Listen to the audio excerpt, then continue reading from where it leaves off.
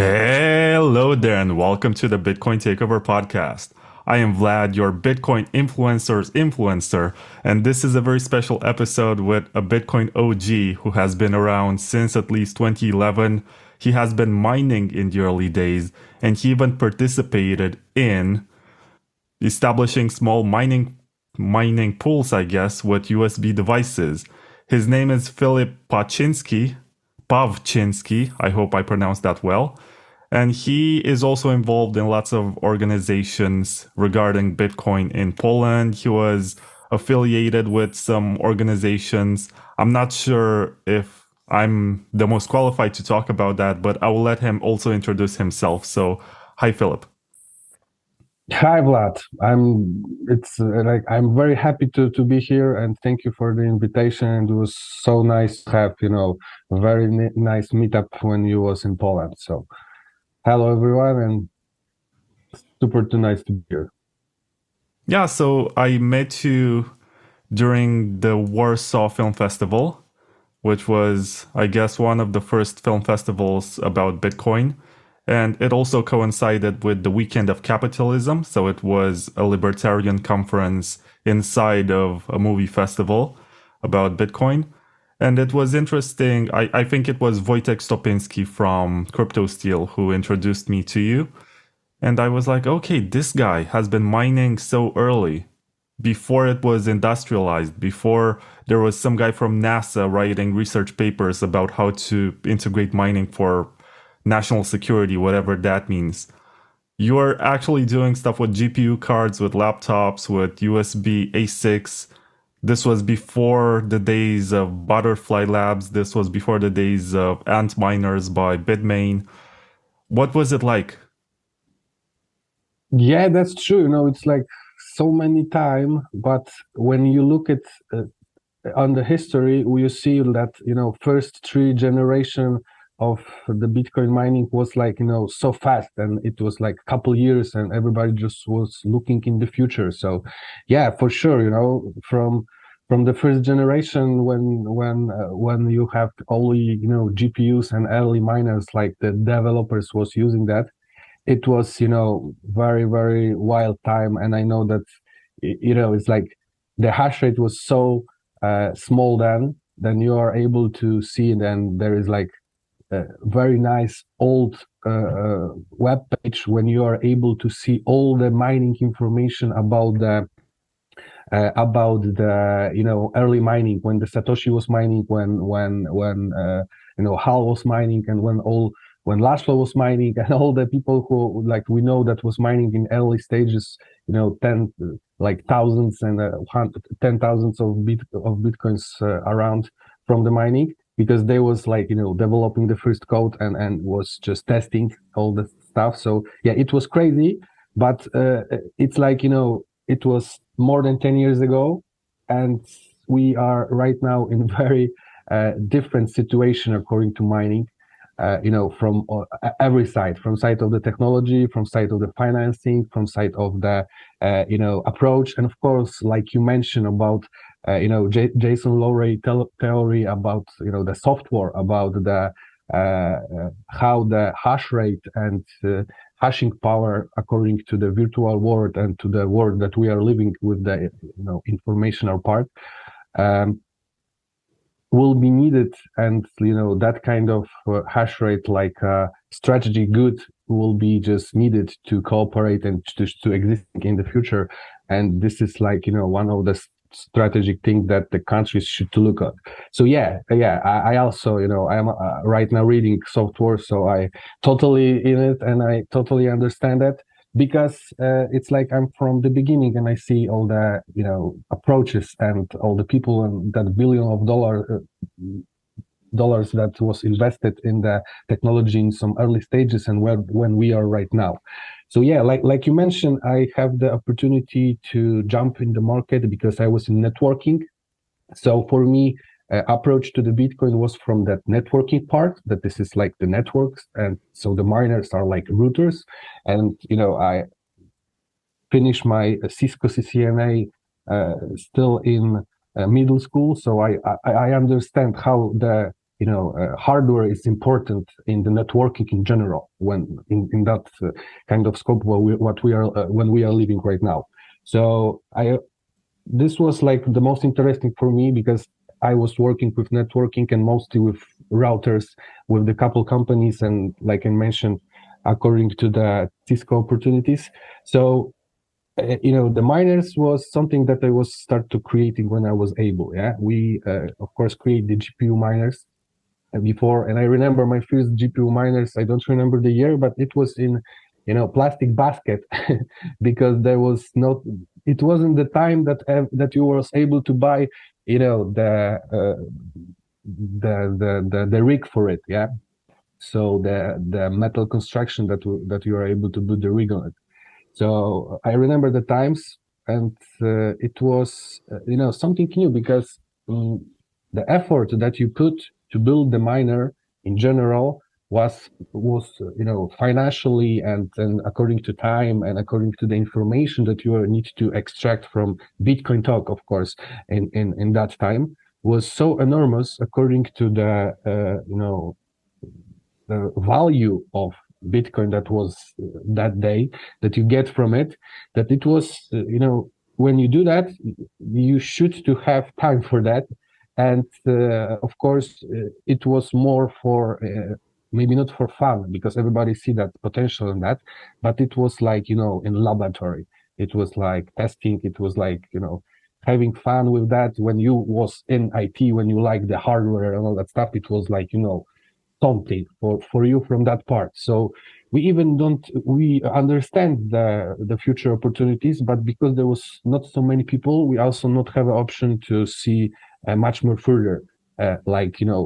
For me, I after 10 years generally in the market, because in 2013 I produced the miner. So before I was trying and mining and doing that, but I wasn't on the market. So after 10 years on the market, I am able to tell that it's like many things wasn't planned. It's like it's like so much faster than we think about it will be.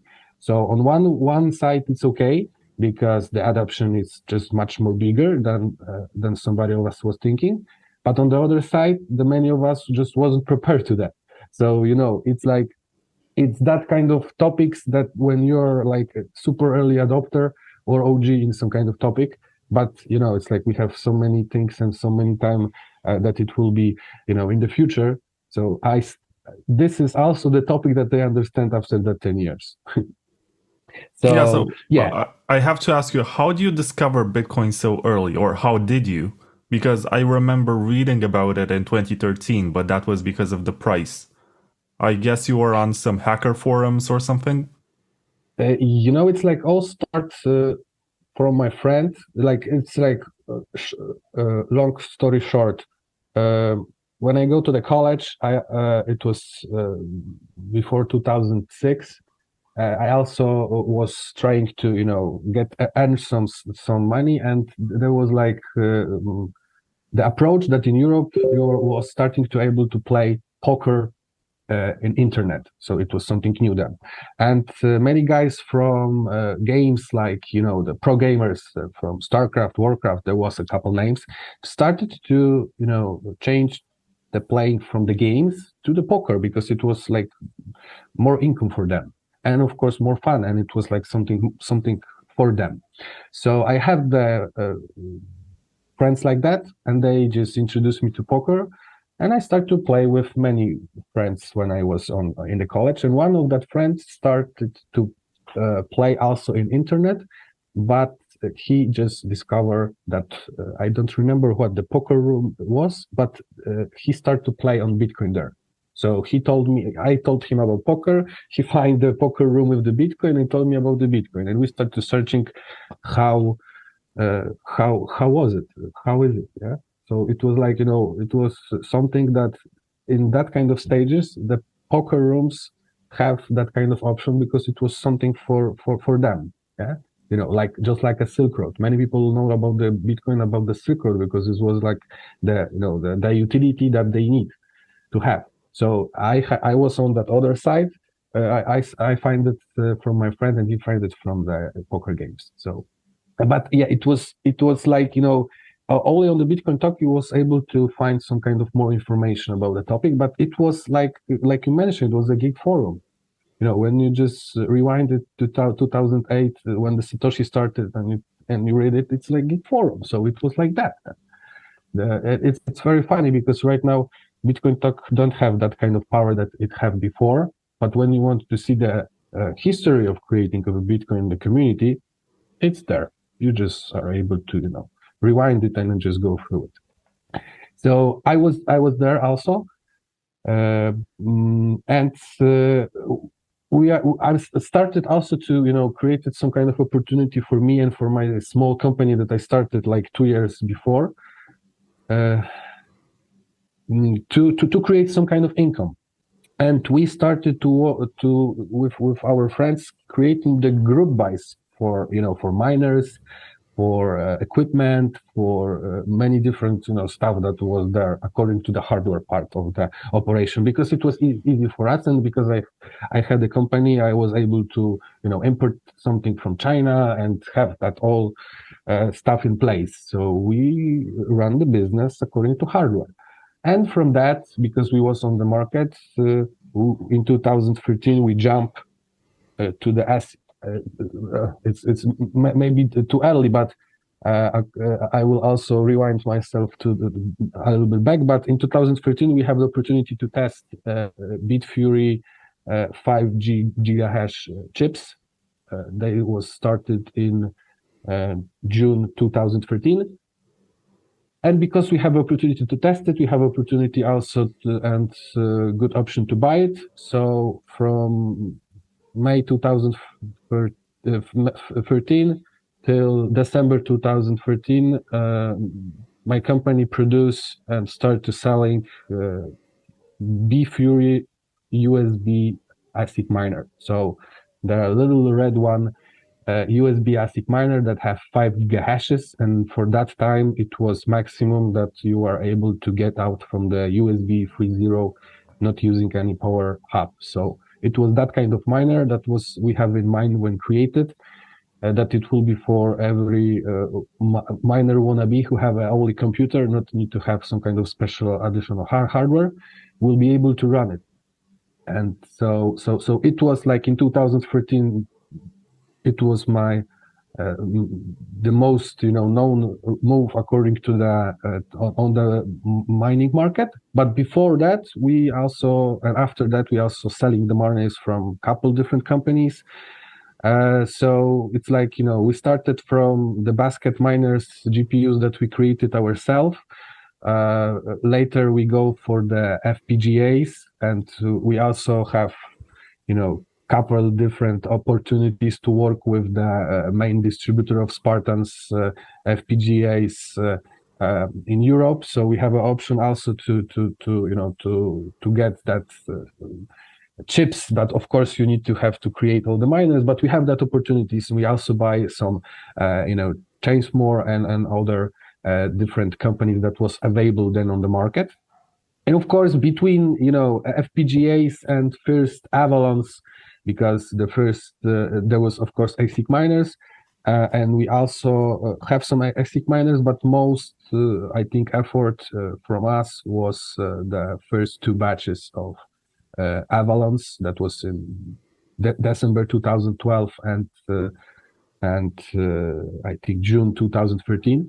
So it was, I think, the biggest hash rate jump that like in 2013. And later, of course, all the different companies like Bitfury or KNC Miner start to delivering. So in 2013, like you mentioned on the start, Bitcoin mining goes more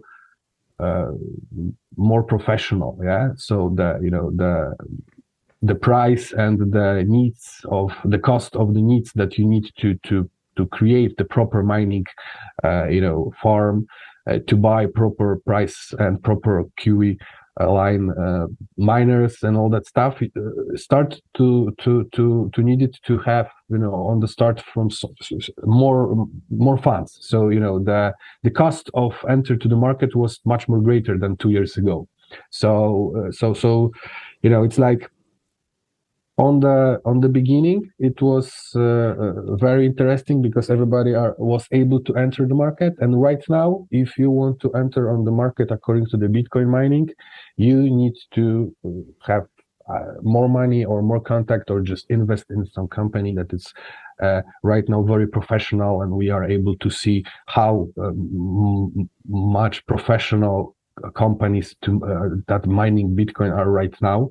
When we are looking on the whole US market, where all the miners, where most of the miners are public, so you have all the reports, you have all the photos, you have all the data that they need to share with their shareholders. So according to that, you are able to make statistics, and all that information are better to acquire, and also much more better, when you are interested in that kind of investigation, you are able to get the data to check if this is proper option for you. Because this is also one of the truth that, most investment in around of Bitcoin, if you are not making it proper and in right timing, most of that investigation was end like, the better was that you will just buy the Bitcoin and just keep it yourself and just do other things. This is the reality, also for OGs and in general for Bitcoin users, long-term users. So it's like also with the mining, and I think it will be only progressing in that kind of way, that mining will be just much more professional, and that entry price will be much more higher than even it's right now. So it will turn more to the strategic good, like we mentioned about the software. It's like, according to progression and usage of the top notch and on the edge of the technology, it's like ASICs right now are using top-notch technology and will use the best option to create and to generate also the low-cost Bitcoin. So from the also low-cost and the low print according to the carbon source of the power. So this is also the switch, also the change that what we have like 5 or 7 years ago when all started. From that time, the carbon footprint from that professional mining right now, it's like going to the really nice direction, and it's not should to be even any argument right now, according to the talk about the Bitcoin and about the approach for the work economic. Yeah, one of the common criticisms about mining Bitcoin is that it's very expensive for the average person to do it, as right now it has become professionalized to the point where you have to buy an ASIC miner to be profitable. And this is a pretty valid criticism that you only have a handful of manufacturers who make these chips, and you as an individual don't really have access to them, and it costs you about, let's say, $18,000 to get the S13 Pro. I hope I'm not mistaken about the price. But what I want to ask you right now is, how expensive was it for you to build the rigs consisting of video cards back in the day? Because those were not cheap either. And I guess you had top-notch video cards for computation.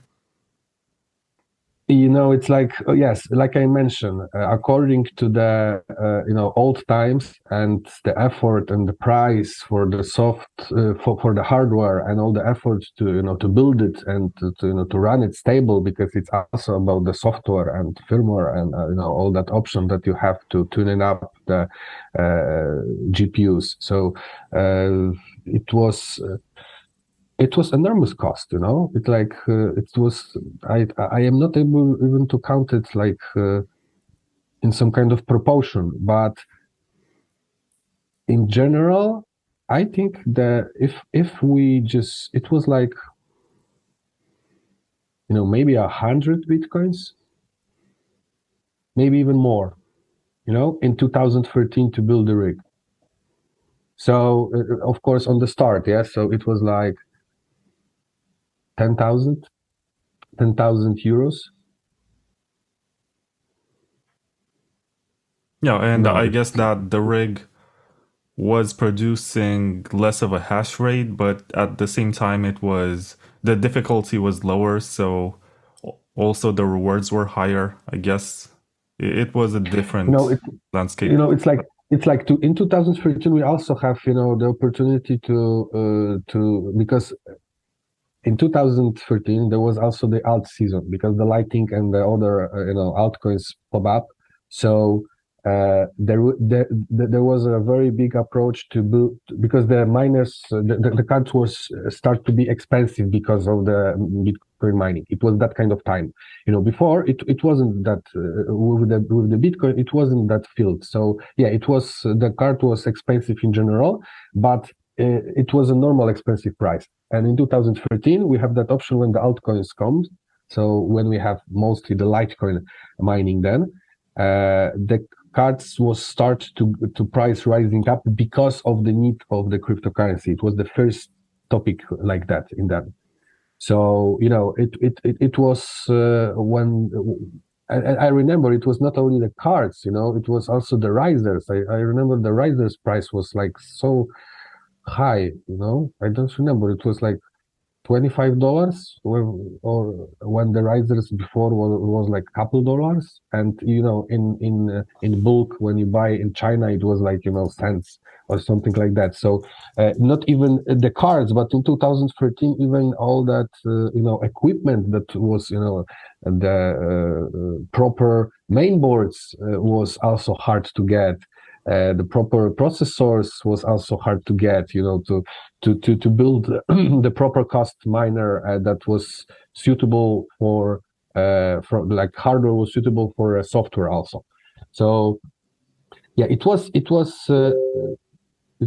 so many opportunities. But you was asking about that miner before. I think it's like when you created the miner for 2000, like in 2011 and before, $3,000. So I think it was like the normal stuff that since there, but it wasn't so stable. So I think it's one of the example of the approaches that when you started to mining, like you was developer and you have like thousands of the bitcoins because of that, because nobody was mining since there. It was a totally different approach when the open GPU mining started, when the hash rate just jumped, and when the new people just come in, because it was it was like 1 year, I think, or 1.5 year since GPUs till FPGAs. So people just started working so fast on FPGAs because it was not natural from GPUs that it was like not very people was able to use it according to Bitcoin. But later that rigs people built and wasn't able to mine it back because of the FPGAs, they started using to the altcoins. So the Litecoin, when it jumped in 2013 to the couple dollars, it was like something for that people who have that rigs. So according to the history, the whole economy of the mining and the flow of the equity in that Bitcoin, according to not only the value of Bitcoin itself, but also the underlying technology and the miners and the net value was also growing very fast and was very liquid. The GPUs just from get the place of the FPGAs and later the ASIC before the GPUs was just replace it with itself, and GPUs just go very smooth to the altcoins. So people who like we have that rigs before, it was for us very easy to switch to the altcoins later. Yeah, I remember Feathercoin, I remember Litecoin. It was like it was natural just. Yeah, and I guess the same happens today. For example, when Ethereum switched to proof of stake, there was at least one fork that absorbed that hash rate. Yeah, and of course the Ethereum Classic, the classic chain. Yeah, the real one.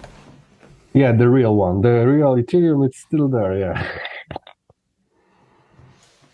Yeah, so something that I also wanted to ask you was something about electricity, right? Because you started mining from home in the beginning, but did you have a competitive electricity price, or did you have to sign a special contract with the electricity company as you're expanding your operation? No, it was the time that Mm, no, it was the time that we don't have that kind of option. It's like when we started, of course, yeah. So when we started, we don't have that option. We just have, mm, when you have old houses in Poland, some of them had, there was the old wood ceramic, chimneys inside, and you was able to just, bring the wood and make the heat inside, and later you wasn't allowed to use them with the fire, so they put the electricity inside. And because of that, many of that old houses have on one side the proper infrastructure to get something more than in a normal home, and on the other side the special tariff. It wasn't a super big change, but we use it. It was like two-stref tariff, different in the night and different in the day. So we have very cheap in the night and normal in the day. And we just use it because of that. So we also have idea how we use it, the normal opportunities that we had. So we just rent, the big apartment, because in general in that old homes in Poland, it's called kamienica. So that you have like the big, very big spaces, like 200 meters and 4 meters up flats. So we just rent that kind of flat, and we all use it like like a mining center till we just use all the opportunity to use the power there. So it wasn't professional, and we don't have the option, but it was the one of the option. But of course later we have many different opportunities. Even because when you paying for electricity, you mostly pay like there is two substances in the quote that you are paying. There is the distribution and then the cost of the energy, and of course many different stuff. But the main two. So we even have the opportunity, but much more later and in much more professional way, have opportunity to rent the place that was in the same terrain that the the power plant, the electricity company had. So we rent the place from them, so we don't have to need to pay for the distribution, because we have straight from the production from them. So we always try to get the cheapest energy that we was able, because we counting all of that, so we know that the energy is a margin. So it's a cost. So of course you want to maximize your profit, and especially when you mine Bitcoin, you want to maximize your profit and then just keep your asset proper, because it also need to be take care of proper.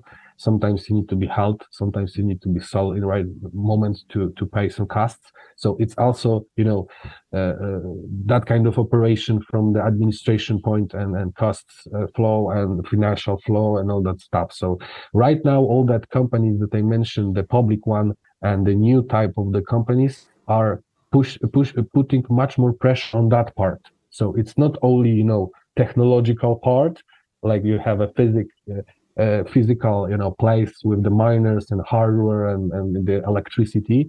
You also have all the administration around of that, because you have a people who work on that. You have administration according to connectivity, to backups, to overlays, to maintain the miners. It's very important. And of course, on the other side, you have financial side. Yeah, there are people who need to, arrange all of financial part, yeah, to keep the funds, to keep the flows, to get the information, to create the reports. And especially if you have, public trade company, you need to get all the information. They need to be proper, because people are using that data and they will use it for content. Also they profit. So, and of course, risk reward ratio, because this is most important here.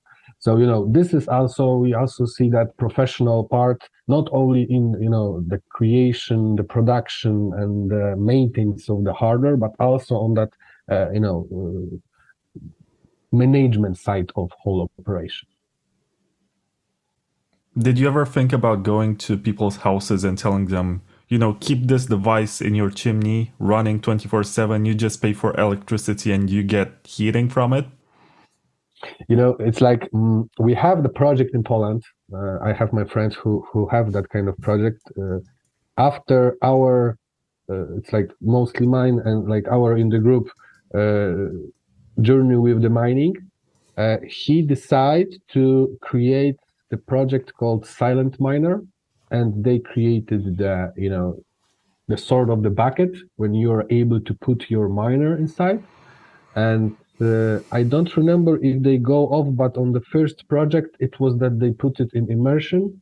So you are able to put it to this miner to your like water system, and you have your the hot water for the for heat to your home. So you are connecting that to that system. So you have like silent miner, but also the hot water flow to put to your heat, to the floor heat or to the wall heat. It depends what kind of system you have in the home. But in general, that kind of approach they have. So we have that kind of ideas, but it's still effort, and it's still investment. They need to count it, of course. Right now, when the price of the power in Europe are surging, we also have that kind of problem in Poland. So that when you buy it in the last year or the 2 years ago, right now all your calculations are not very proper, and they are looking much more worse. So people also need to understand that. And of course, miners inside, they also don't understand that difficulty is only growing, and this is like economical effort, and this is theory of the game, and they just need to invest to time for a new miner, because it will be more proper for their use and for their profit. And this is so it's not like you are able to go, just put the box and they will be working. No, it needs more effort. So it need to have the service. You need to have, sales that will talk with the people and talk and show them all the information. So, people right now are not very eager to jump on that stuff like that. Yeah. So but it's like, we are working in that kind of direction in some point. Yeah. I'm,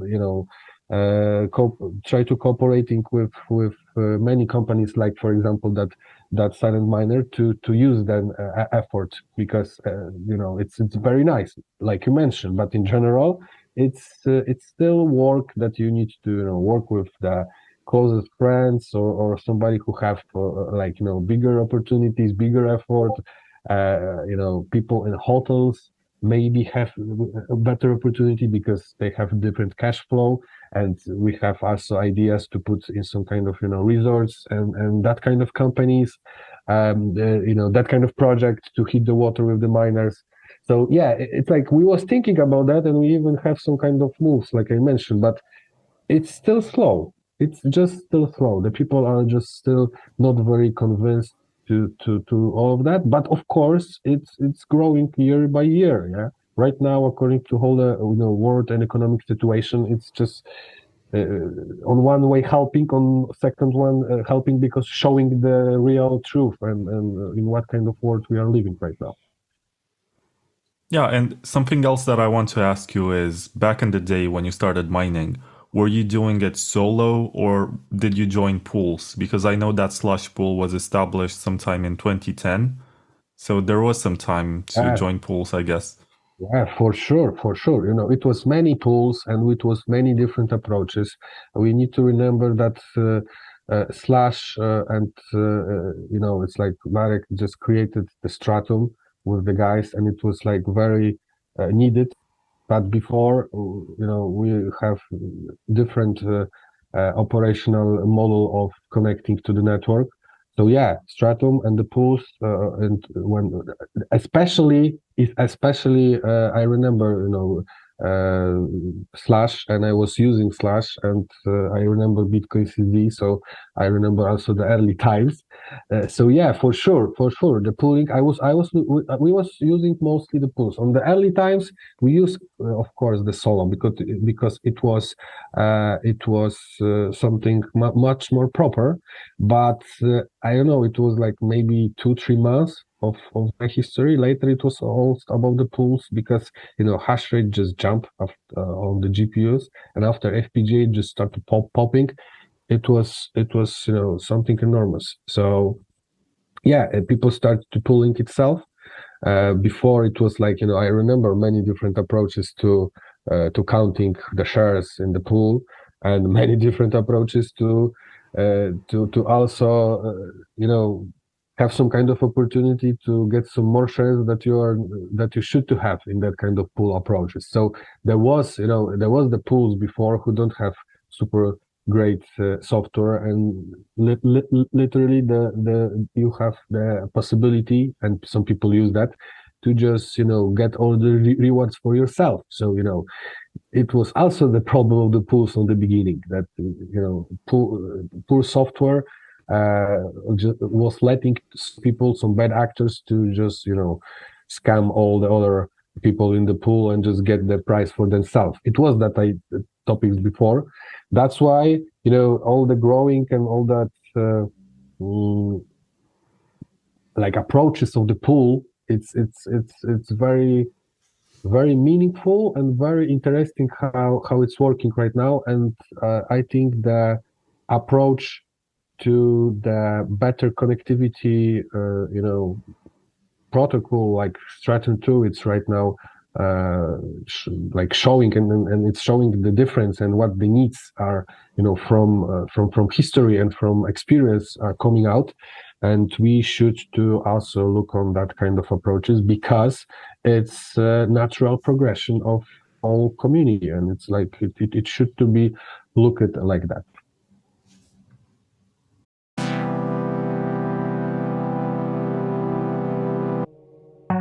Are you concerned that your friends, neighbors, or KYC exchange might know how much Bitcoin you own? It is time to take your financial privacy seriously with Wasabi Wallet, a free and open source wallet solution which makes use of mega coin joins to mix your coins with those of hundreds of other strangers. Thanks to the groundbreaking Wabi Sabi engine, your coins get divided in smaller, untraceable units, which grant you great anonymity for both hodling and spending. Download Wasabi Wallet 2.0 today at wasabiwallet.io and take advantage of the mega coin joins. It's free and it's open source, so don't trust, verify.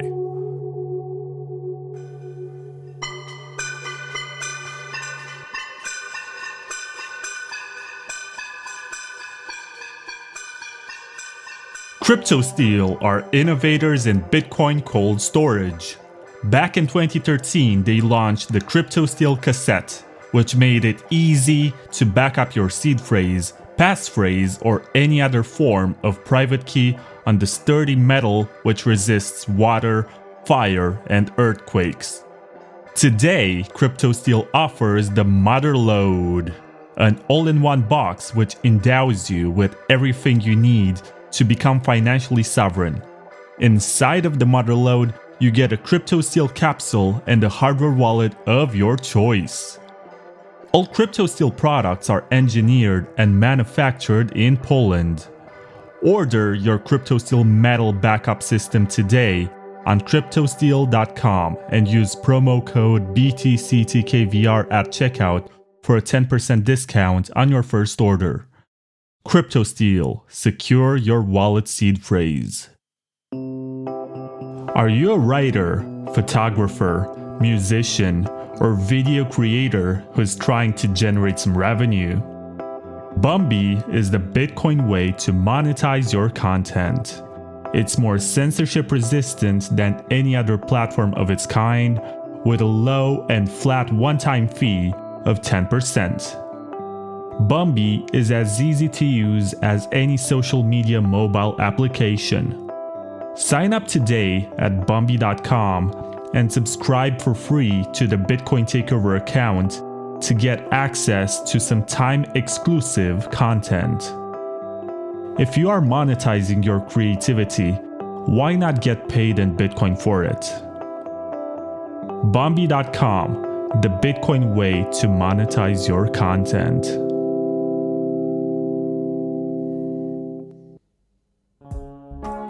Shopping with your Bitcoin on the internet is easy. Shop&Bit is Europe's biggest Bitcoin store with over 800,000 products, ranging from Bitcoin books, toothpaste, mobile phones, computers, and watches. This month, I bought a Nintendo Game & Watch console with the classic Legend of Zelda, and it arrived in only 5 working days. And if you can't find what you're looking for, Shop&Bit has got you covered. Their concierge service will get you anything and ship it worldwide. Additionally, they also have a travel hacking service that can get you the best deals on all things travel, flights, hotels, and more, for business and for vacations. Bitcoin Takeover listeners get a nice discount, of course. Use code BTCTKVR on your first order for a one-time €5 discount. For more details, go to shopinbit.com. Shop&Bit, Europe's biggest Bitcoin store.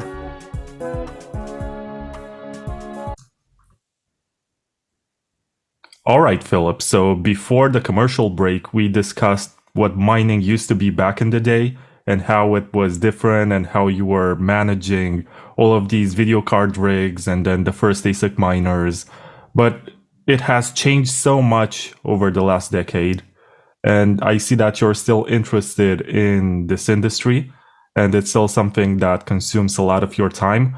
How would you describe the differences and how would you characterize this leap forward? Because we went from guys who were hobbyists mining in their apartments to guys going to power plants, trying to get better deals for electricity. And now we have large farms, large pools. It's big business right now. It's kind of intimidating for the small guy to get in. Yeah. On one side, of course, the decentralization of the hashing power, it's one of the main needs of the Bitcoin network itself. Yeah, that it's better that the hash rate will be more decentralized. But on the other hand, also the hash rate needs to be more professional, to be more sustainable for the network, and of course for the miners itself, because it's in that kind of reward system like mining is. Of course, it's like pros and cons. And right now, like I mentioned before, because there is like the many more information and possibility to track some even on-chain changes that was before, the possibility to make some kind of mistakes from whole conception of or counting all that approach for the mining. Right now, that mistakes are just minimized. So that's why the professional approach, and that's why what we are able to see with many different mining companies in states that are public companies, like I mentioned before. This is one of the best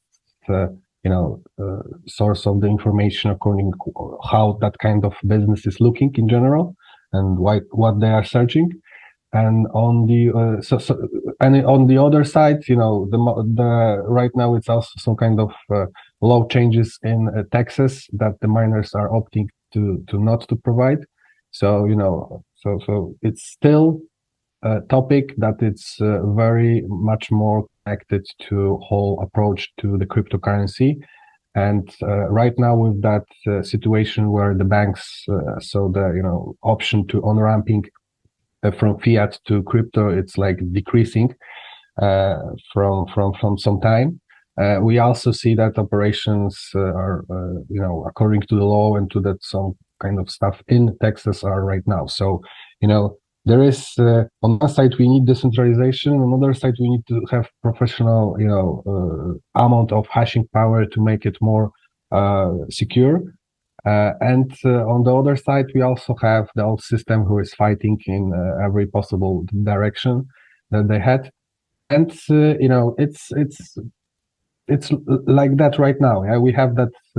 I know what I'm talking about according to the Poland, because we feel all of that. Our community in Poland feel that how it's to be erased from the possibility to keep working in some kind of country. So we see that. We also have couple 100 kilometers more. We have Estonia or the Switzerland, where you have that opportunity to work with that kind of businesses. So it's like this is the main topic that the digital gold that Bitcoin is, and possibility to acquire it. And of course managing the transaction and get the fee from the transaction in the future. That it will be the 100% of the business, of course. So it's like that kind of approach on the many layers of that. It's something that's why I will once again mention about the software and about the need for the hashing power. So it's like we are going to that kind of direction. It not will be like super soon, but it's all about all the system, how they will work right now and how they will behave according to what is happening. So it's really hard to get the decentralization in that kind of hostile environment. And from last 10 years I was personally thinking that in kind of adoption of of decentralization of miners, of point of the payment according to the Lightning Network will be a little bit bigger for sure, and to compare it to the price, it should to be bigger. But right now we already have a time to just work on the new possibilities, new options, smart contracts, inscriptions and all that, new possibilities. For me, it's also showing that we have the blockchain, and right now we are able to work on that with many different opportunities that we have, and they are like have that kind of base according to the code and architectural approach to the security and usage of cryptography in general.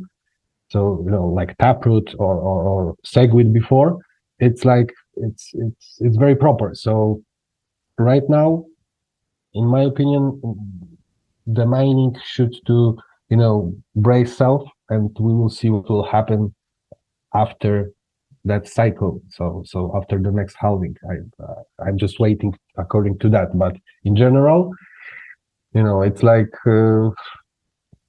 it will be really hard to be a solo miner and get the opportunity to be a super proper miner. But of course, like we was talking, the heat, the option to start stack some sats. It's always good if you have opportunity, you have some old miner, and you have some kind of power option for free electricity. We see that kind of option. It's always better to run the hardware than not run it. Even if you have some GPUs and you are able to mine some kind of shitcoin just to exchange for some sats, it's also okay if you have hardware and proper opportunity. So I think the decentralization and that right now with all that additional things according to the Lightning and even with the ordinals, they will acquire more people who will just join to the movement to stack sats. And this will be also the new thing for the decentralization of the mining that you are mentioning and I am mentioning. And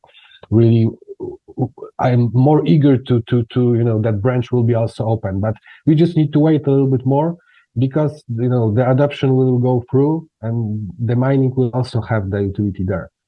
But it's all according to the usage of some kind of good source of the energy. It will be always like that. Yeah, so before we get into geopolitics and all of that discussion about where it's best to mine, which countries are currently mining, whether or not there's government intervention in Bitcoin mining, I think that that's a very nice topic to unwrap. But before that, why do we need mining at all? Because there seem to be lobbyists from Greenpeace, from the US government. I saw some recent report in which they said that they expect some kind of move for Bitcoin to go proof of stake. And my question for you right now is, how would you describe the difference between proof of work and proof of stake? It's like from conception. It's like I think here again, Lowry, it's a very good example of how you can just show the difference to ordinary people. Yeah, so you have like the imaginary power, so power of the rules that it's set, of course, in some kind of way, but it's still the agreement between the people, and it's like more creatable than natural. Yeah, it's not in the nature. We create that between ourselves. Yeah. So this is like proof of stake, and proof of work. It's more like real power. So you have that mining, you have that electricity, you have that real power, real hardware that there is some kind of work that you need to prove it to the system. So you need to deliver work to the system to get the rewards. This is that reward system that I was mentioned before. It's natural also. It's always like that. In nature, it's also like that. So if you deliver something to the plants, yeah, they will just grow. So this is like more natural. And also the treat from it, it's also more natural. Yeah. Here you have people who will give you like you have the people who have a right to tell you what kind of law is it, and you need to obey to them, like police, like courts and all that stuff. And here you have the lethal thief, who is like, the rock that can kill you in nature, or some bigger animal can kill you in the nature, or something like that. So it's more, for me, it's more like that. And this is how mentioned Laurie, it's mentioning about that. And I think it's very proper to mention.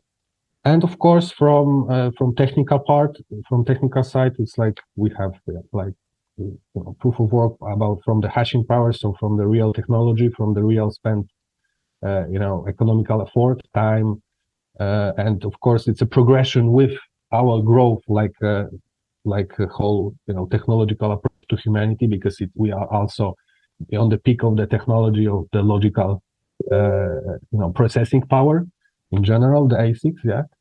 So it's more natural with the growth. And proof of stake, it's more about the rules, that you set the rules, and it's more understandable because we right now are living in that kind of proof of stake world. Yeah, about the rules, about the governments, about all that geopolitical stuff, about the banks. Yeah, it's also some kind of agreement between the people and between the IT systems right now. And approach of the Bitcoin, like a digital gold, it's totally different, and we know how the blockchain is working, and how that common transaction book it will be able to use. Yeah, right now we have mentioned a taproot, so we have a little bit more option to provide more use cases for that databases. And of course, also have the approaches like ordinal theory that also give us additional layer of information that we are able to extract from that ledger. So this is more natural than creating some other stuff that it's more artificial, and again based on agreement right now, not on the real hash power. But we need to remember that some project started from that natural proof of work approach, and right now go to the proof of stake because of the lobby and because of the understanding that this is more proper. But it's not more proper, it's more understandable and useful for Web3 projects in general, because they are like between crypto and blockchain. So Yeah, to me, it's still very difficult to figure out how a proof of stake system can be decentralized.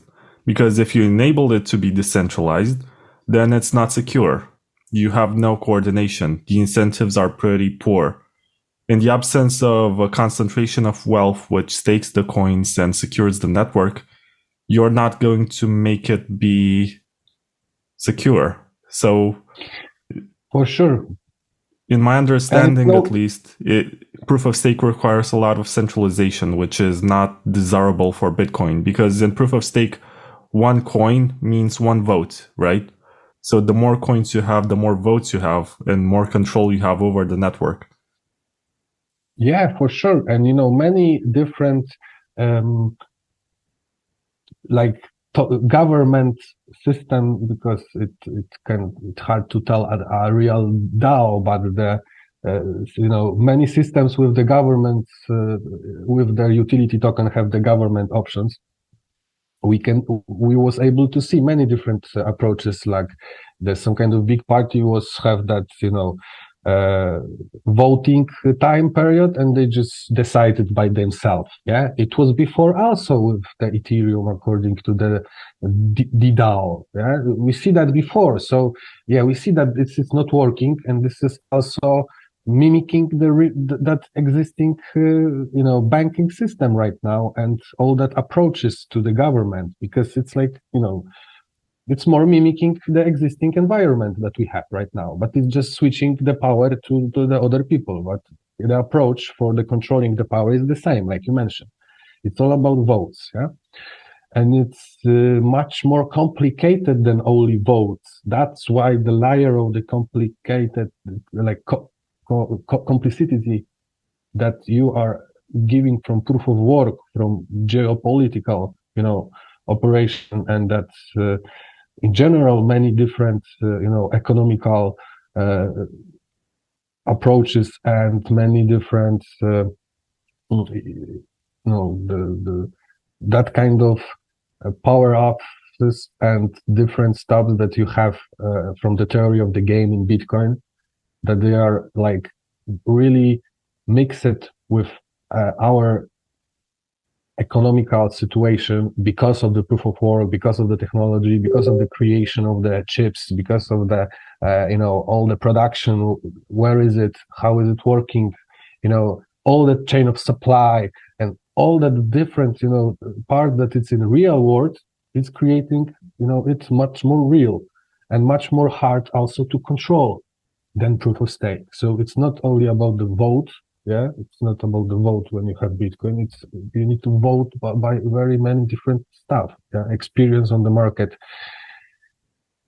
hashing power, and of course you also have the network. Yeah, it's not only it's not only about the network of verification of miners. It's also about the network itself, about nodes, about the connection, and about all the protocols. So we have the layer that it's on the different base, not that much connected with the economic and creating the hardware that it's in real world and consuming real world power, that it's using real world resources. But we also have the layer of the networking that is more connected with the internet, and how is internet working, how the decentralization is working, how the Tor is working, VPNs, and all that stuff. So, you have different people who are working on networking, and you have different people who are using that networking, and that even are miners. So it's like it's also different set of the skills. So it's like much more complicated to control all of that points. Yeah, here. And of course, we have developers, and we have all that, bips and all that procedure to get the bit done and all that stuff. So, it's like another layer, yeah. So it's much more complicated, and because of that, it's much more nature for our world. Yeah, it makes sense. Right now, I'm working on an article which is exactly about this. It's going to be part of my new magazine, which I hope I'm going to send to you. I'm not sure if you're coming to BTC Prague or Pizza Day or some other event in Europe, but I'm going to have some copies of the magazine there. And one of the articles is exactly about this, because one of the most common sources of FUD about Bitcoin is the energy consumption. coincidentally, we also have the debate nowadays, which is happening in the United States, where lots of representatives of various states want to ban Bitcoin mining. And it seems to get very political at this point, where to some point it's super absurd, as during the years when most of the mining was taking place in China, I guess it was much more peaceful than it is right now, with US politicians and regulators, each of them trying to get their own share of what's happening in mining or trying to ban it outright. And I don't think in the long term the United States is going to be a major player in mining. That's just my impression.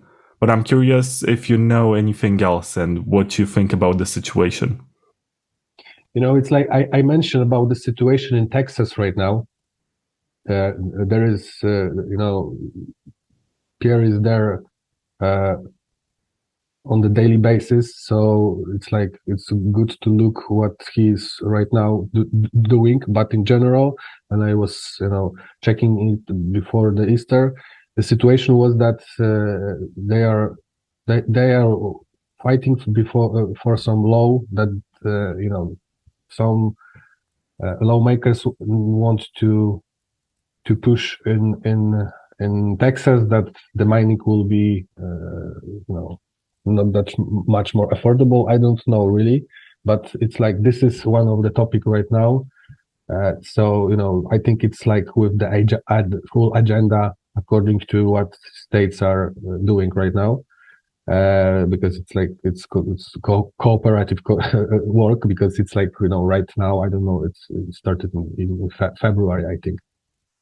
But in general, I think that kind of stuff, it's also hard because according to that case in Texas, you have many people who lose the work in some kind of I was reading, I don't remember the company, but I was reading that the aluminum melting plant was closed and many people was fired, and they just rearrange it and just create the mining center there. And in general, they just get the people to work there. So it's on one side we have a lobby that see that, okay, we have cheap electricity, we have work power, we have plants, and we are not using that. And they are giving, our state money and work for the people. So how it's states are states. So I don't know from what kind of direction it's that law is coming, but in general it will be very hard because the people also to go through with it in 100% with nothing, because people just have the work there, and it's even about the ordinary people who work in the mining plants right now in the Texas. So you have many different levels. Yeah, you have the plants, you have the people who are owners of the land. You have the companies who are working there to creating all the plants. You have the electricity producer who are working there to survive and all that stuff. So it's like many layers of the people who are working to just keep that sustain and to bring more businesses like that to Texas. So this is one of the topics that it's very worth to observe, because right now it's like states have so many hash rate and so many of them it's like in Texas. So it's like I remember that same topic in China when they provide that law where the miners have higher fees for electricity. So and we know what happened next. So right now it's like that if that this is the approach that states have, so they have it clearly from the Chinese approach. Maybe not clearly, but it's very similar. So this is, I think, not good direction, like you mentioned. And if it will be successful, that change in Texas, it will be something that it will be very hard for mining in states for sure. And I don't know what's happening later if that kind of scenario will be play out. I really don't know. I will be observing that. So this is from the situation, and I think this is very matter right now. The two examples that we have in this tiny story are superpowers, probably the two biggest of the world. But I was thinking, are there any legitimate reasons for a smaller and developing nation state to mine Bitcoin to secure its access to the global financial system, or to escape sanctions, or to try to attract some sort of innovation and technology development in their country? Yeah, for sure. We have a great example here of El Salvador, and all that proceed with making Bitcoin a legal payment tender, and in general, volcano bonds. This is very nice idea and very nice use case. Yeah, you have clear power, and for them it's only cost of creation of that. So if this is one of the great idea. Of course, it's not easy to build it, but for developing country that they have opportunity, they have will, they have work power, and they have financial option to just set it. It's just about the building right now the business opportunities for other actors in the system to just provide the option. So here, like I mentioned, the perfect example is at El Salvador, and I think many countries are looking for them, and they will also be a very good example for many countries, especially in Africa and especially in Asia. When we tell these stories, it seems like mining has become mostly a nation state or big business affair. So I want to ask you right now, do you see any reason for the average Bitcoin user to start mining? And if so, how should they do it? I think it's like I mentioned, if you have proper amount of time, because it consumes some time, yeah, to prepare yourself to set up, and just later to maintain. It's maybe the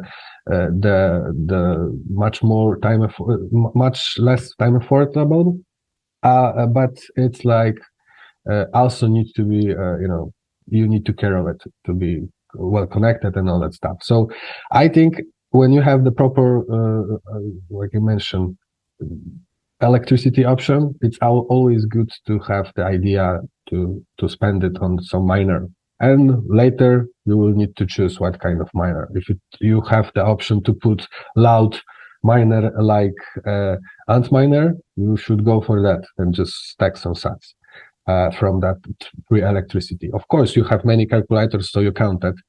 And to be sure, and you need to remember about that, you should to put and have your finance in some kind of spreadsheet to maintain it. And because gathering the data, it's very important in every operation like that. But you need to be aware what's happening, so you also need to maintain it. So it's consumable. Yeah? If you don't have people who do it, you need to do it yourself. So you need to have a time, and you need to have that option with electricity. If you have that, for sure, it's all countable. You need to just invest in miner, and it's like I mentioned, depend what kind of situation you have. If you have house and you have your house and you are also heating your water, or you're heating your house by the proper system, you are able to buy that kind of miner that I mentioned. There is also many companies around the world who have approaches to that. But in general, that kind of option, it also need to be counted, because it's also need a different approach. You need to count how much your house is using the power, and how much the house is costing you, because you will be saving also on the cost of the house. So this is approach for the families. So it's like, everybody have an option to jump into the mining, but it need to be in the right manner, and you need to just be aware that it costs you some time and some effort to set up or pay for some kind of company who will do that. Okay? So in general, I think this is the first steps, and of course, later, according to the situation, you're buying the miner. If you are not able to buy as miner or not have money, you are also able to think about some kind of GPU from the secondary market. And this is a little bit more harder way because you need to spend some more time to thinking about what kind of a coin to mine to be more profitable and to just not adding to all the business, because this is the theory of the game in mining, according to shitcoins and altcoins in general. So this is a little bit more harder, but the GPUs are much more quieter, so you are able to put it in much more places. But I also need to remember it will always bring the hot. So it will always bring the heat. So try to use it. This is much more proper. So it's still not easy.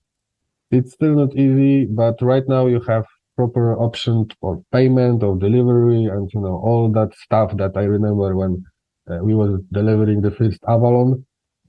We go for the DHL pickup. It wasn't the pickup point, but it was the DHL warehouse that was one of the central for whole for like whole place in Poland that you have like the city and around of that. So, and it's like, we run that, we go to get the phone that the package is there, and we run that, because if not, it will be day later. So, we even have to do the things like that, because one day it was like, 3 Bitcoins or something like that. So it was like a couple $100. So it was nice. It was nice. Yeah, sometimes I think that it's comfortable for us to rely on the idea that geopolitics will make other places embrace Bitcoin mining. But at the same time, I think that as a Bitcoin user and someone who wants Bitcoin to succeed on the long term, we should all be ready to mine at one point, to fire up some sort of device and secure the network, just in case everything else fails and stuff goes wrong with Bitcoin mining worldwide. It gets banned on a larger scale or whatever. We should be prepared to mine with our laptops or whatever, or at least have a device, maybe not the Bi-Fury devices that you produced. I'm not sure how efficient they are in comparison with modern processors, but still, be prepared with something. Yeah, for sure. I think we should to be prepared with the knowledge, about how to mine and what we need to use to mine.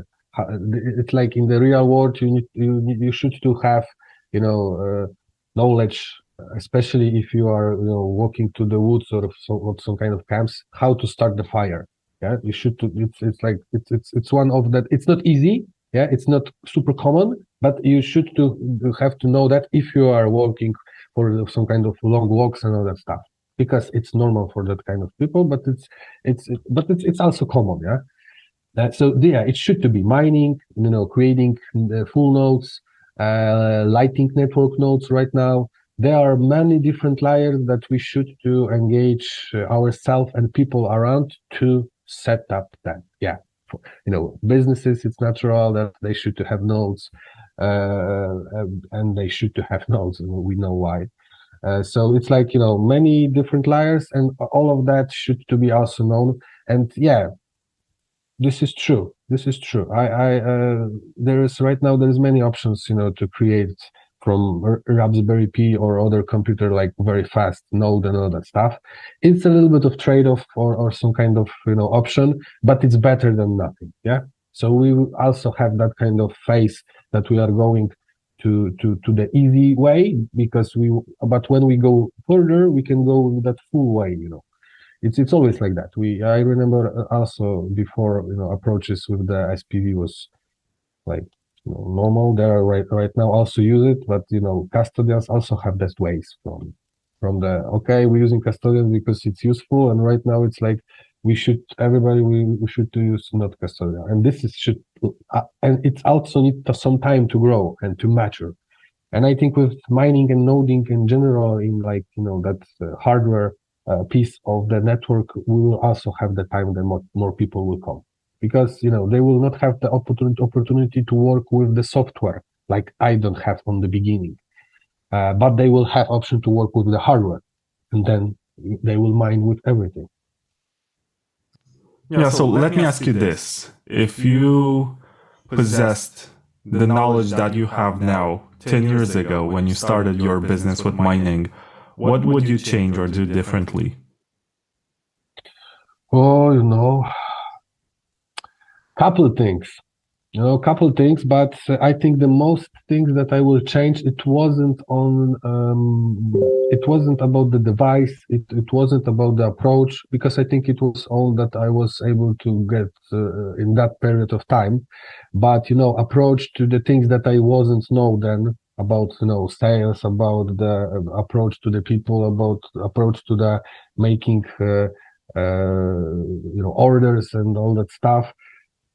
This was something new to me, yeah. So definitely the stuff like that, and of course, I will just more eager myself to orange pill more people, because I was doing many conferences, I was doing many different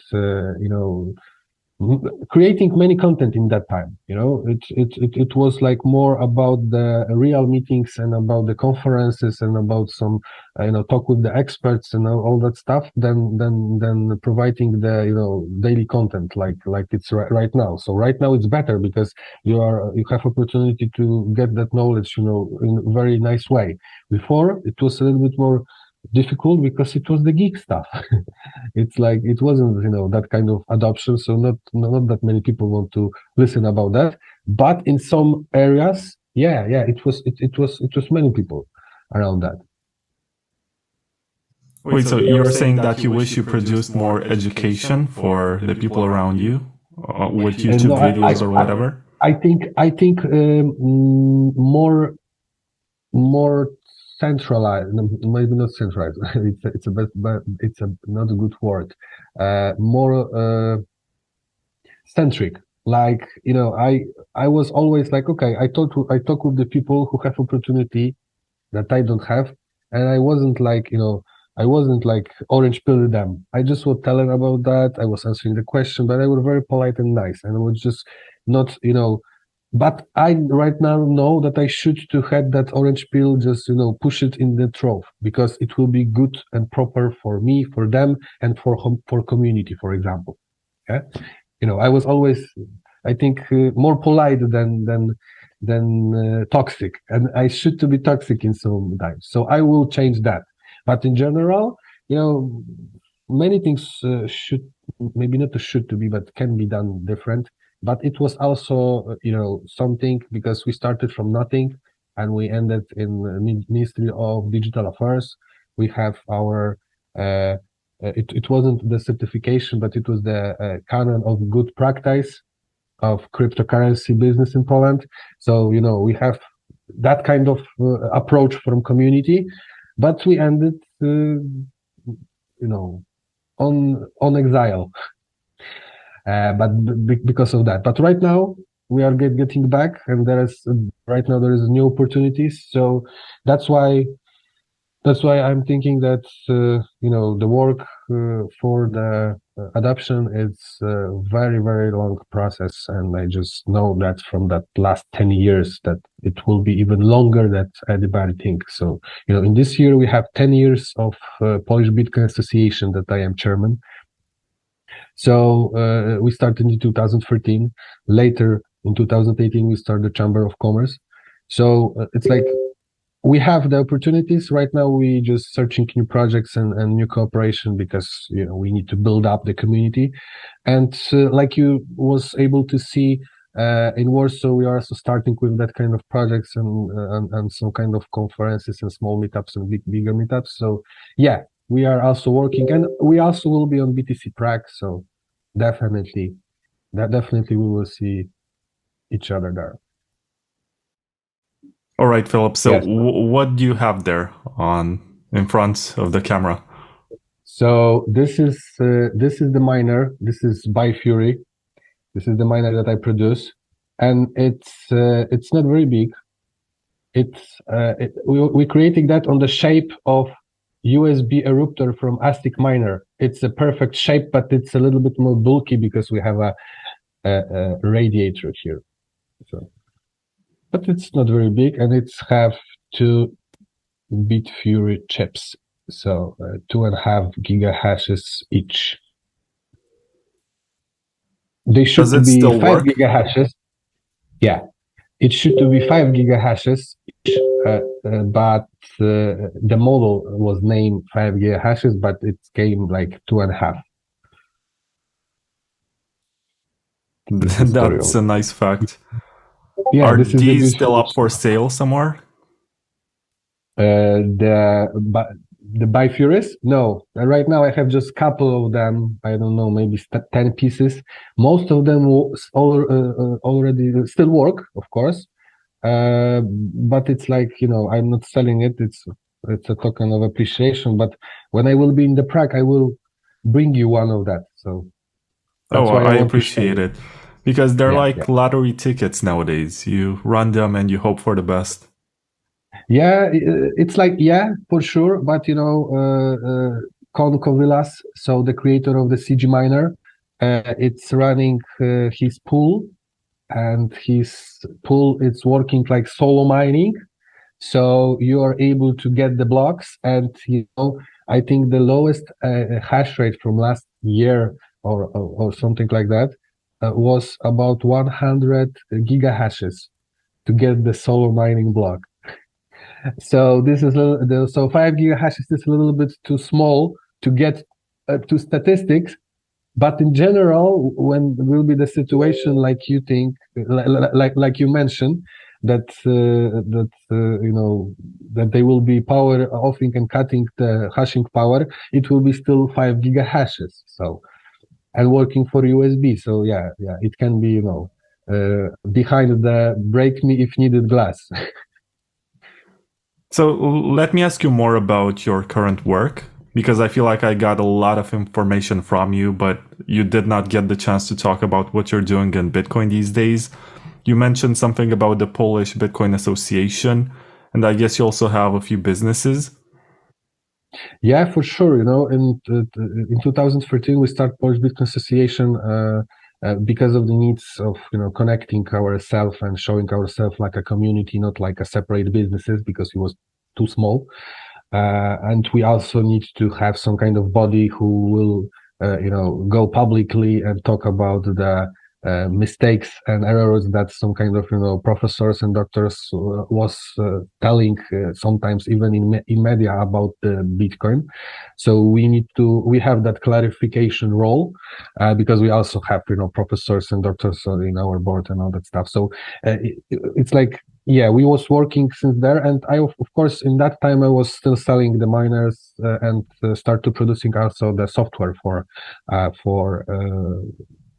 in general for payment processing company on of course on Bitcoin, and later we also add the Litecoin there, and we also have the software and have it right now also for the exchanges. So since there we have the clients and start to also selling the software, and right now in 2000, of course, later was that episode in Ministry of Digital Affairs in 2016.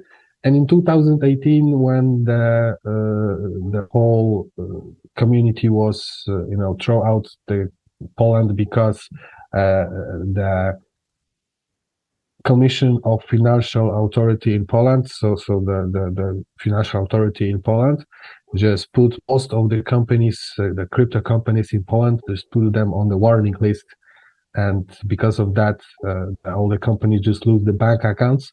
And because they have thinking that the companies was running without the license from them. So it was in 2018 it was the end of that kind of normal working of the crypto businesses in Poland, because since there is a problem with the bank accounts in general, and this is the point of the pressure. So if you are working with crypto, your bank account will be not open in Poland, or you will be not able to run it after some time that they will just spot it. So this is the situation. So we have that kind of problems, and from 2018 I moved myself to Switzerland, to Zug, and right now from 2018 living between Switzerland, Zug and Warsaw, and working on a couple different projects. like advisor. I'm just not taking, big stake in any project, just choosing the project that I want to work with. And right now I'm working,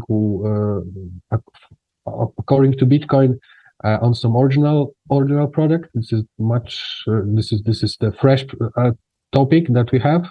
So this is also interesting because we have cooperation with my company have a cooperation with the big brand in sport, and we have just utility for that.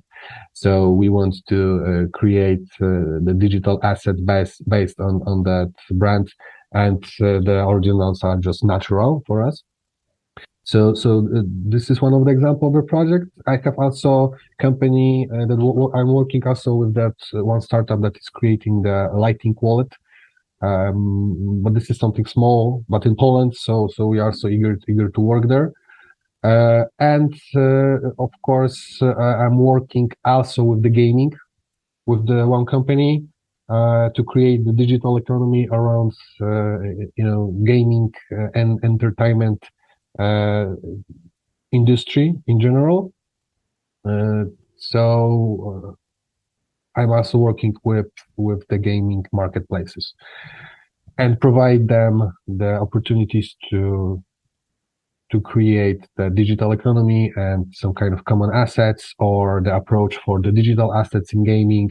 It's in general the approach not in Bitcoin, but in gaming. And right now, because of the projects like ZBD, we have many opportunities to also integrate the Lightning payments and in general Lightning wallets in games. So this is also one project, and I'm also working in that scope. For example, according to the connection bit with the gaming. And of course, we are still trying and running the association and the Chamber of Commerce that we started in 2018.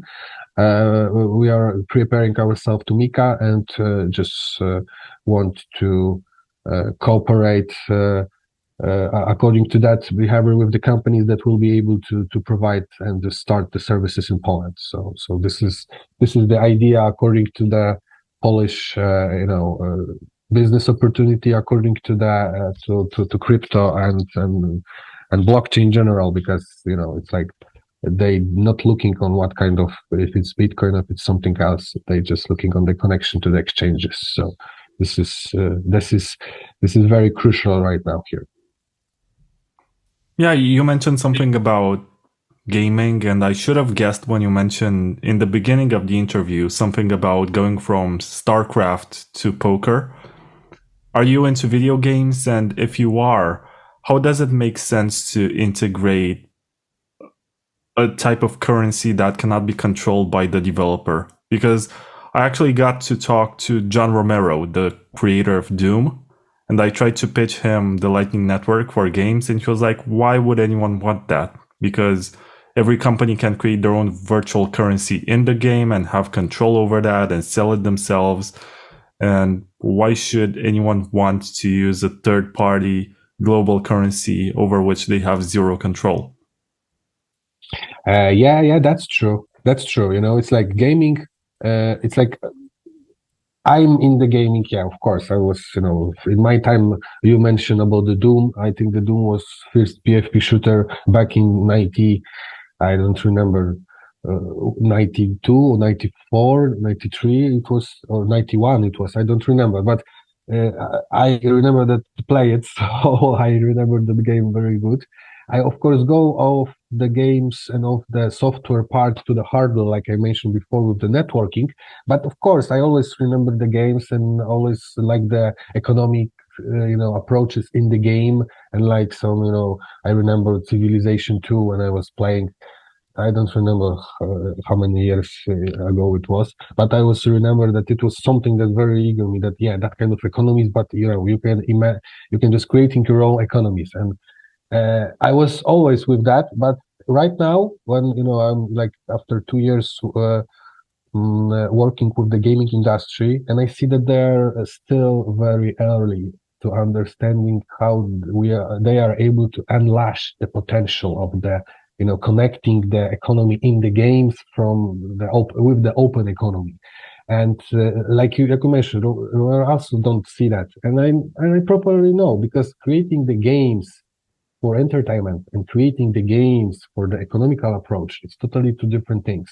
And you also need to know how to create the economy from the outside of the system, so in the open economy, to combine it between itself. So this is like at least two different set of the skills to create the games and create the economies, so it's like especially connected with the open economy. So this is most the problem, but I see many opportunities that you are able to provide better services in meaning of the service for the users with technology, that it will be under the hood, and in some time it will just grow naturally with the need of the gamers.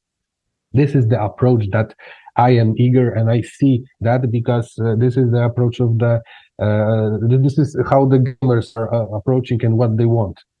They right now trying to get that when they will build their own profile in some game, and they will be able to put it out of that game, and nobody will control it.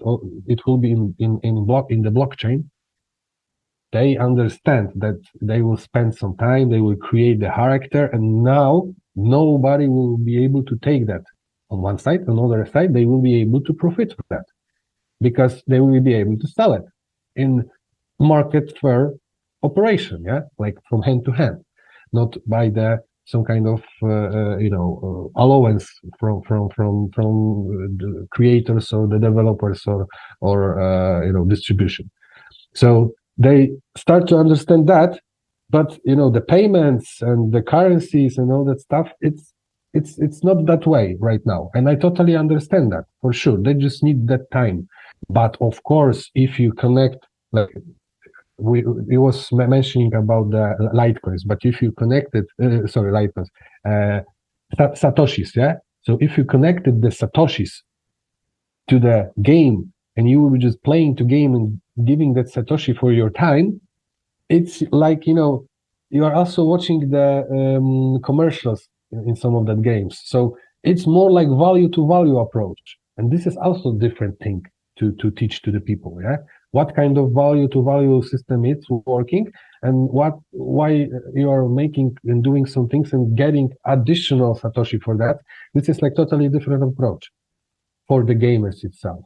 But paying with the Satoshi in the game, it's something that Romero wasn't understand. And sure, game want to have own asset, but it should to have its price also in crypto. This is the swap point. It's the enter to the economy. When the economy are mixed, but when you want to have that step, you need to be prepared to that. Like a game developer, like a community of that game, need to be prepared for that kind of step, because if not, it will not have any additional profit or additional prawns from that.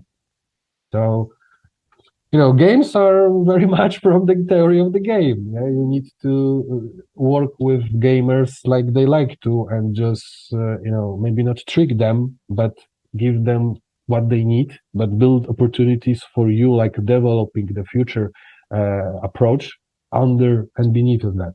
And this is something that I know from experience. Yeah. So the reason why you don't see me right now is that my camera died, and I'm gonna recharge it a bit. But sure, I was thinking right now that there's an example in the gaming industry that came out very early, and it allowed people to trade in-game items and in-game characters with each other peer-to-peer. It was Pokemon Red and Blue on the Game Boy. If you had one cable to connect two Game Boys, you could transact Pokemons from one device to the other. And that was one way in which you could have this economy where players were transacting items from one to the other. Of course, MMORPGs are another example, where you have these in-game economies and the players dynamically interact with each other and make trades. But the issue, I think, is that they rely on centralized servers. your items are only going to be there for as long as someone maintains the server and keeps it online. And also, you're not able to save anything of what you have. And the currency is also controlled by, for example, the World of Warcraft developers. If you have a lot of gold, it might be super valuable right now, but you know nothing about the monetary policy of the server. At one point in the future, they might create more inflation. So there are lots of uncertainties there, and I can see why there's some value in putting this data about what you have on some public decentralized ledger. I'm not sure if it's a good idea to put it on the Bitcoin blockchain directly, maybe with ordinals, but even that doesn't really scale. But it's still super interesting. Yeah, I think that the topics like that will be covered in some some taproot assets like Taro or others. So I think it will be much more complicated, but we still need to unleash the power of the technology and just make it much more easier to develop for all the development. So this is the topic also that we are going, the adoption is also going from the people who are able to use the code and integrate the tools. Yeah. So yeah, this is one of the crucial thing. But the opportunities right now, it's like it's not a problem to do that in some kind of way that it will be working, and always have the idea to put that also on the blockchain layer later, because if you integrate the payment of the Bitcoin or of course the Lightning right now, it's most proper, you already have the expansion to that. So it's only always about the how you want to develop your system further. Yeah, and something interesting that happened this year, I guess a lot of Bitcoiners are unhappy about ordinal inscriptions, but they proved that the way that we use Bitcoin can still be disrupted to some extent. Because what happened Yeah, after that is that some people who did not care much about the store of value or sound money function of Bitcoin came to Bitcoin because they wanted to do collectibles. yeah, sure. Yeah, of course. It's also way of the adoption. Yeah, and it's like on the other way, like I mentioned before, it's the theory itself. It's created in that way that it's very organic and natural interpretation of the data that you already have in the blockchain. So it's something that's really growing, on the network, and we have a technology of inscription to just use it properly. But in general, it's in my vision, Casey done great work to create a system that's very very useful for Bitcoin in general, and it's providing very much output on the different layers, like adoption on one side, adoption of the new people that, like you mentioned, don't thinking about monetary base, but want to have that kind of base in usage. I remember last year in Baltic Honey Badger, Dan Held told that the Bitcoin it's poker, and we right now have many different games in that casinos, NFTs, it's a blackjack and all that stuff. So I remember it because it's showing us that, everybody have own game, and it's like we don't shoot to, it's open protocol. So when you are not, disrupting the protocol in that way that it's not able to work anymore, but you are using the natural idea to interpret the data, and you are not changing it in that way. It's something natural, and that kind of disruptive way, like you mentioned, it will be in the future for sure, because Taproot will give many more opportunities and many more different approaches that we are not know right now. So yeah, definitely it's disruptive, and it should to be like that, because it's another different layer of the security, and the more the more stuff we have in this world to attract more people, it will just bring more adoption, and adoption is always healthy, because it's always healthy.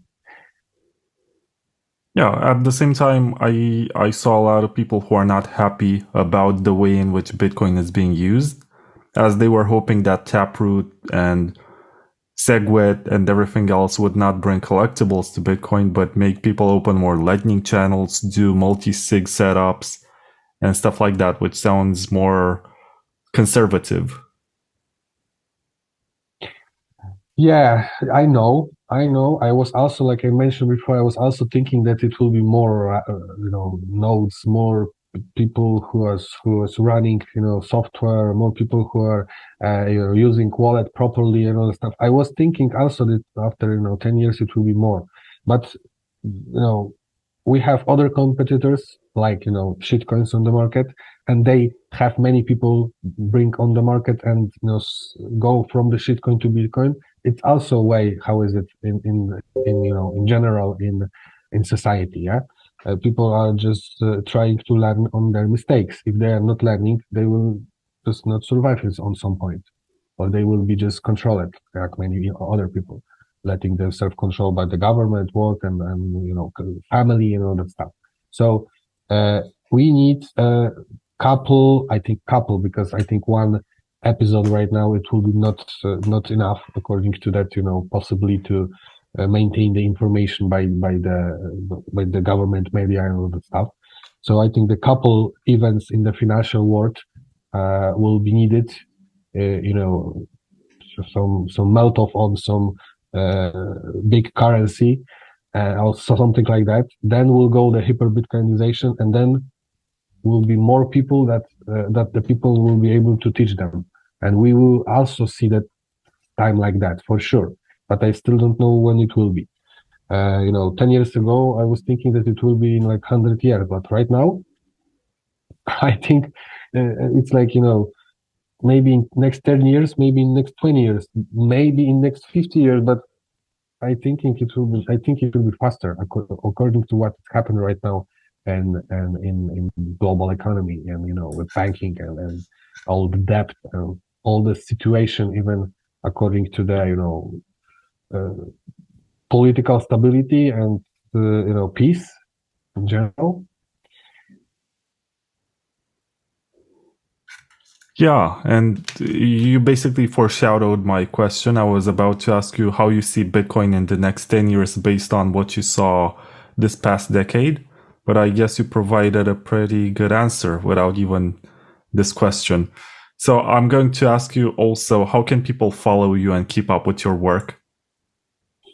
It's like I'm on the Twitter, I'm also on LinkedIn, but I have my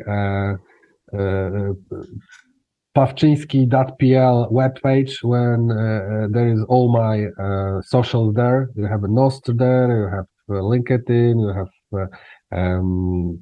Twitter. So I'm trying to be on the Twitter and on the Nostr. I'm starting to be also on the Nostr. And of course, everybody can find me also on Telegram at Filip, because I was very early with the Telegram, so I have that option to get my name like my handle, so you can just contact me if you want it. I of course will be, if I will be able to answer, I will be always to help. And of course, I also trying to be in some kind of conferences, mostly Bitcoin conferences around Europe. So it's I am available in general. So if somebody wants to have a contact or have some ideas, or some comments to what I told and what the thinking that I have after that 10 years, I'm very happy to discuss some topics and also always to talk. So you can always find me in my social, and I will just give Vlad the link, but it's like pawczynski.pl. Yeah, I'm gonna put that in the description of the video on YouTube.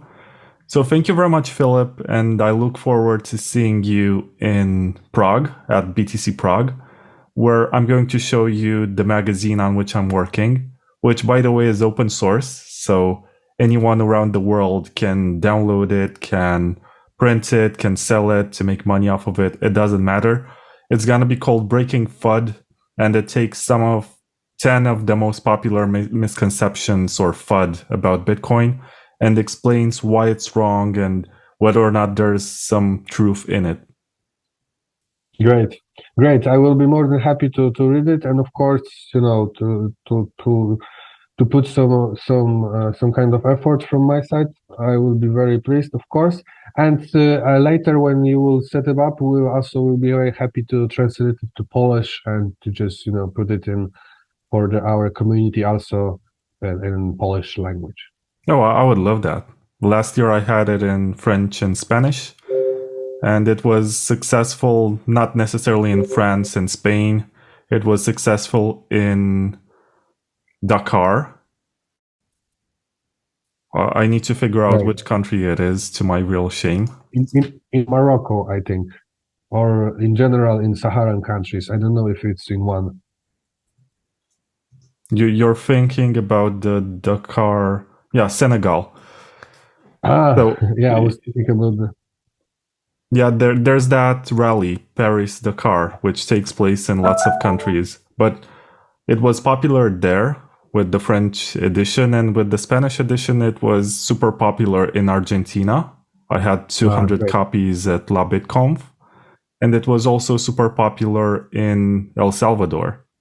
So I look forward to having more translations, because it's sad when the education about Bitcoin is so abundant in English, but it escapes all of these areas where a lot of this information gets through, and a lot of shitcoiners take advantage of the situation to step in and tell stories that are borrowed from Bitcoin, but about the shitcoin that they created. And that's how they scam people. Yeah. It was with the many that kind of project that I not mentioned the name, but it was in Poland also. Before 2015, I think we have like 2 or 3 that kind of projects in Europe that we was also fighting like an association to show the differences. So I definitely know what you are mentioning. This is also very needed. Then we are also trying to do that, but it's all about the operational and the companies that are here to help our effort. Yeah, of course. What I can offer with the magazine is that after each article, I leave a page for an advertisement, and someone who forks the magazine from GitHub or whatever can take it and talk to companies to advertise and get some revenue from that, so that they can make some money to print it, to produce it, to spread it, do whatever. Great. For sure, I will be very happy to, work on that on behalf of ours and of course the Polish community. Thank you very much, Filip, and I'll see you in Prague. Yeah, thank you very much, Vlad. See you in Prague, and thank you very much all for your time. Have a great day and see you in Prague.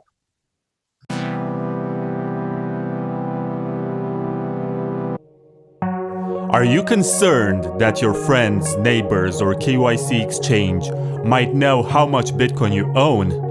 It is time to take your financial privacy seriously with Wasabi Wallet, a free and open source wallet solution which makes use of mega coin joins to mix your coins with those of hundreds of other strangers.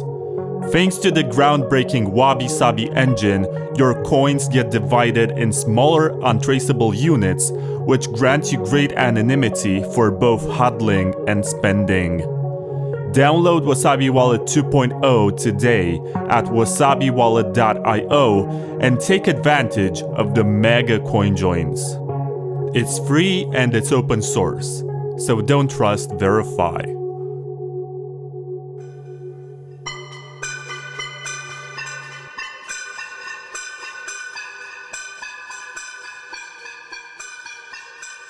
CryptoSteel are innovators in Bitcoin cold storage. Back in 2013, they launched the CryptoSteel cassette, which made it easy to back up your seed phrase, passphrase, or any other form of private key on the sturdy metal which resists water, fire, and earthquakes. Today, CryptoSteel offers the Motherload, an all-in-one box which endows you with everything you need to become financially sovereign. Inside of the Motherload, you get a CryptoSteel capsule and a hardware wallet of your choice. All CryptoSteel products are engineered and manufactured in Poland.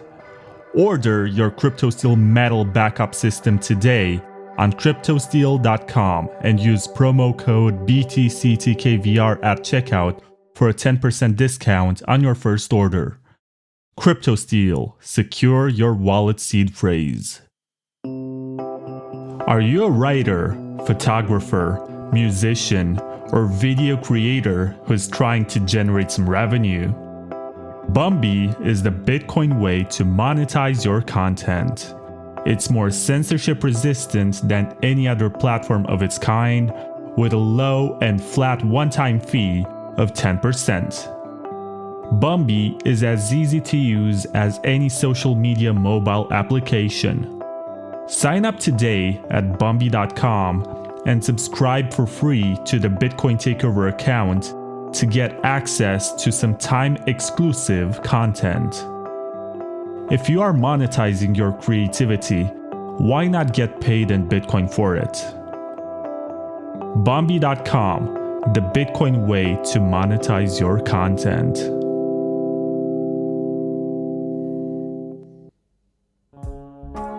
Shopping with your Bitcoin on the internet is easy.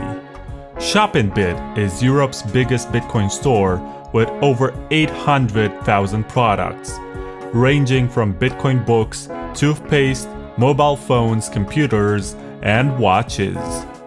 This month, I bought a Nintendo Game & Watch console with the classic Legend of Zelda, and it arrived in only 5 working days. And if you can't find what you're looking for, Shop&Bit has got you covered. Their concierge service will get you anything and ship it worldwide. Additionally, they also have a travel hacking service that can get you the best deals on all things travel, flights, hotels, and more, for business and for vacations. Bitcoin Takeover listeners get a nice discount, of course. Use code BTCTKVR on your first order for a one-time €5 discount. For more details, go to shopinbit.com. Shop&Bit, Europe's biggest Bitcoin store.